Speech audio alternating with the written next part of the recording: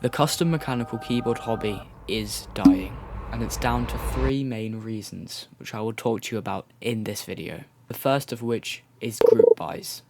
A group buy is when a limited number of products that has usually generated interest is sold to be made in the future for an upfront investment. A group buy usually has an MOQ, or minimum order quantity, which it has to meet, otherwise the group buy is cancelled, and buyers should, emphasis on should, receive their money back in full. Now, there are benefits to this system, like the fact that the product is limited in number, making it rare and inherently more valuable after the group buy is finished. But mainly, people don't always want to blindly hand their money over to someone most of the time, not knowing exactly when they will receive what they have paid for. Especially for newcomers into the hobby, group buys feel daunting and untrustworthy at face value. Remember that group buys are not pre-orders. They're just usually an effort to pay for manufacturing and creation costs. Even if you research your group buy and make sure it's safe and not a malicious scam, you're still putting potentially hundreds of dollars into a product that is not fully produced with an unknown exact time of shipping, usually. Products could take up to 2 years to be fully produced and at your doorstep. In this time, most people would have ended up paying for another in-stock kit, or have just completely fell out of love for the hobby entirely and moved on to different things in their life. Now, recently there has been less and less group buys appearing in the scene, which is definitely a step in the right direction. However, they are still very prominent, especially around smaller companies and even large companies. Group buys will be one of the killers of the hobby if they keep being tied to popular board releases. Second killer for the custom keyboard hobby is truly just the fact that this is not a cheap hobby to get into. Now, this is probably the most controversial and debatable reason on the list, considering we have seen releases like the Sugar 65, Cycle 7 and Keychron V2 from recent memory. But one of those is from a group buy, and another is not easily accessible for most part of the world.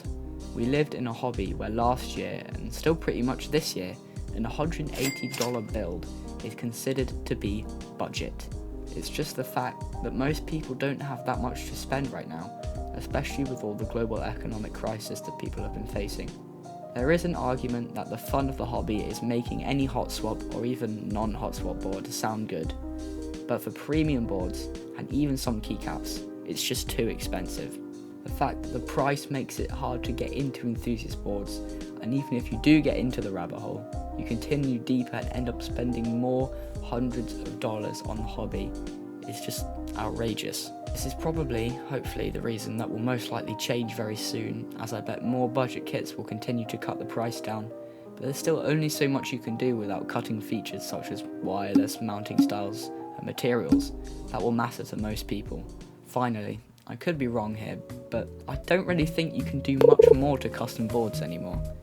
We have used every type of metal plate material you can think of, different mounting styles, springs even, every type of keycap material, plastics, design, switch types.